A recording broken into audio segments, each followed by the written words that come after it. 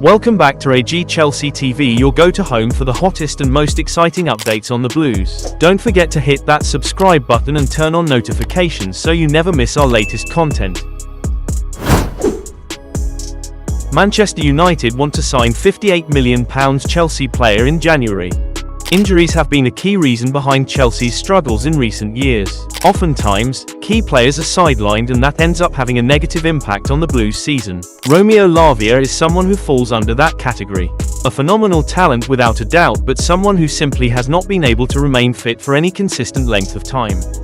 Injury problems might not be enough to deter Ruben Amorim's side though. As reported by Miguel Delaney, via Shoot, Manchester United could make a move to sign Lavia in January. Now, nobody has any doubts about Lavia's quality as a midfielder. Many would argue that when everybody is fit and available, he is part of Chelsea's strongest starting 11. That being said, availability is the best quality for any player, and he simply is not providing that right now. So, if Manchester United end up making a significant offer, the Blues would have to weigh it for sure.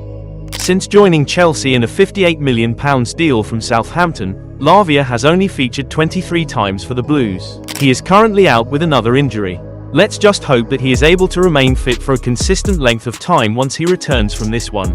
No Chelsea fan would want to see such a talent leave the club. That being said, sometimes, hard decisions need to be made. If Lavia's injuries don't improve, it would only be a matter of time before he is on his way out of Stamford Bridge. Fermin Lopez breaks silence. Barcelona midfielder Fermin Lopez has opened up on his decision to stay at the La Liga champions, despite interest from Chelsea late in the summer transfer window.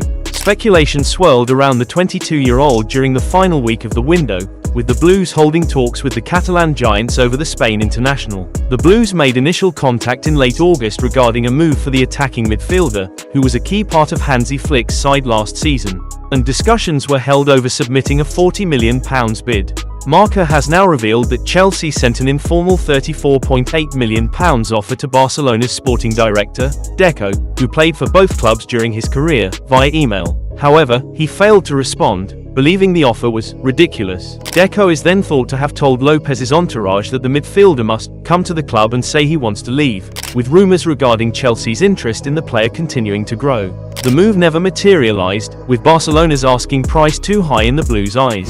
It is also understood that Lopez never told his boyhood side that he wanted to move on, with Lopez now staying in Catalonia. As he fast approaches a century of appearances for the club's first team, he has told Spanish media outlet Mundo Deportivo that he'd always wanted to stay.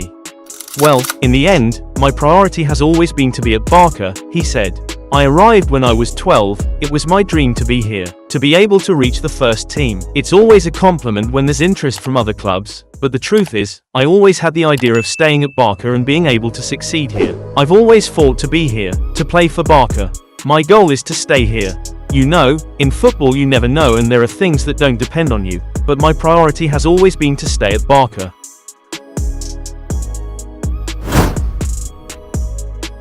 Santos rejected €50 million offer.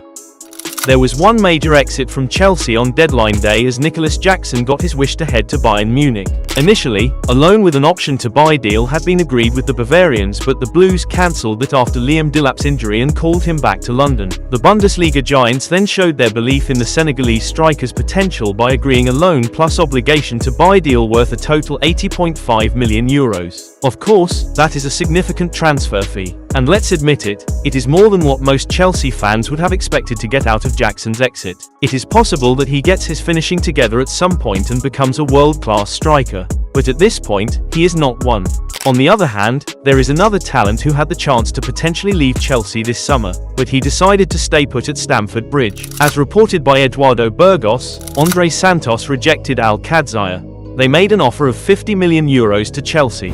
But the player's dream is to play in the next World Cup 2026 with Brazil, and his chances of doing that are better if he stays with the Blues. Santos might not be a starter for Chelsea at this point, but he is viewed as a key part of the squad, both in the present and for the future. This season, he has been brought into the first-team fold after an excellent loan campaign at Strasbourg. Santos has featured in all 3 of Chelsea's games so far this season. He has come on as a substitute on those occasions, but soon enough, he is expected to be getting starts as well.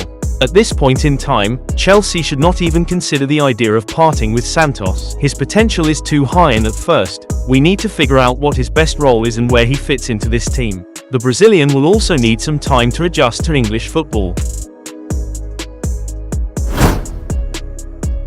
Ref's chief, Chelsea VAR decision, wrong.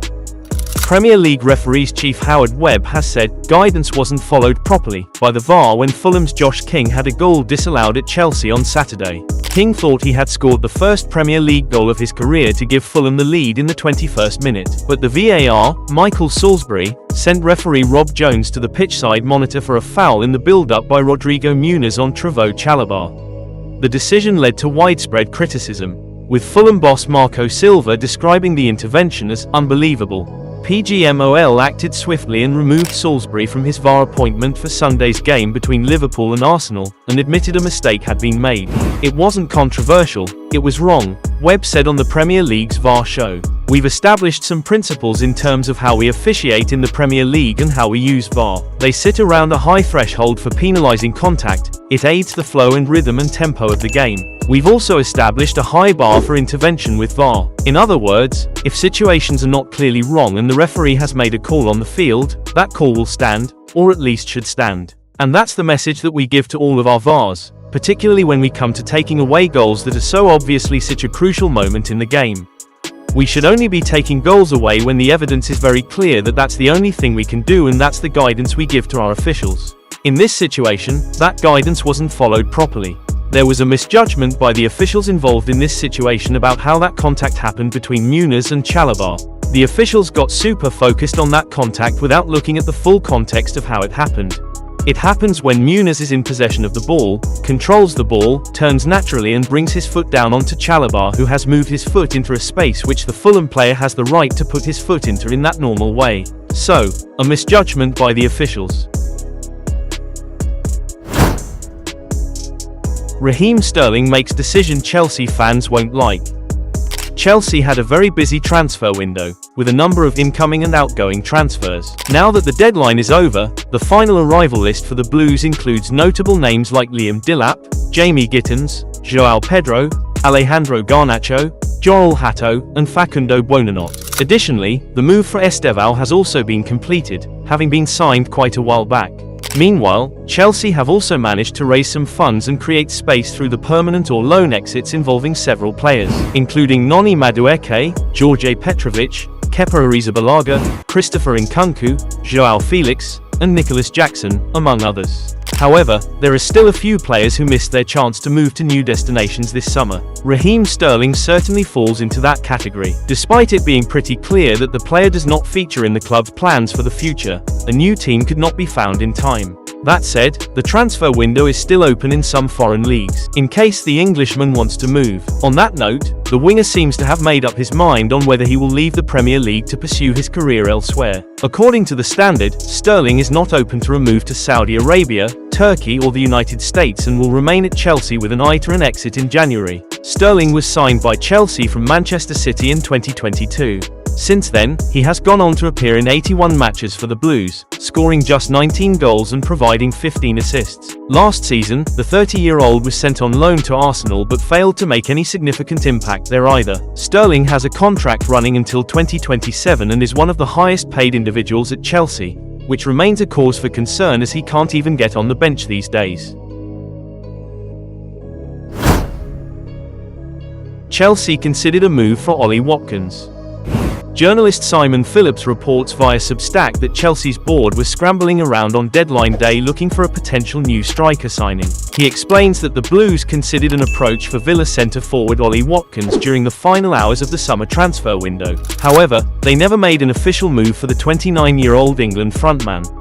At Chelsea, they ended up recalling Marc Guiu from his loan at Sunderland, while Nicolas Jackson left to join Bayern Munich on loan with an obligation to buy. It would have been a remarkable last-minute move if Chelsea had stepped up interest in Watkins. The experienced Villa attacker doesn't really fit the profile when it comes to new signings, though.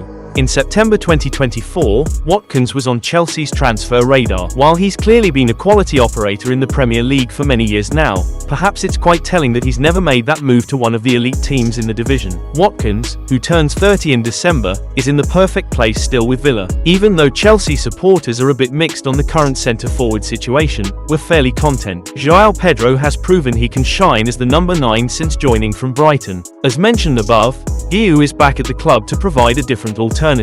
The exact time frame on when Blues striker Liam Delap will be back from his hamstring problem is currently unknown, but Maresca initially said it could be 6 to 8 weeks on the sidelines. It feels like Chelsea have enough at the top end of the pitch. It's in central defence and goalkeeper where we would have stressed more importance when the transfer market was still open. Chelsea ready to recall another striker. As reported by Diario de Piques, Chelsea have taken the decision to recall David Washington. They will bring him back to England before making a decision on his future. Washington's development has not gone as expected, that is pretty clear. After struggling for game time at Chelsea, he was sent out on loan to Santos, his boyhood club, to help him find his feet in senior football. But Washington's struggles have continued back home as well. He has managed to score just once in 19 appearances for Santos while on loan there. And now, it looks like Chelsea have decided that it is time for change. Of course, with the lack of strikers at Stamford Bridge right now, Chelsea could decide to hand him the third striker role until Delap is back from injury. Let's see. That's all for today from AG Chelsea TV. Thanks for watching, Blues fans. Make sure to like, share, and subscribe so you'll always be the first to catch the latest Chelsea news and updates. See you in the next video.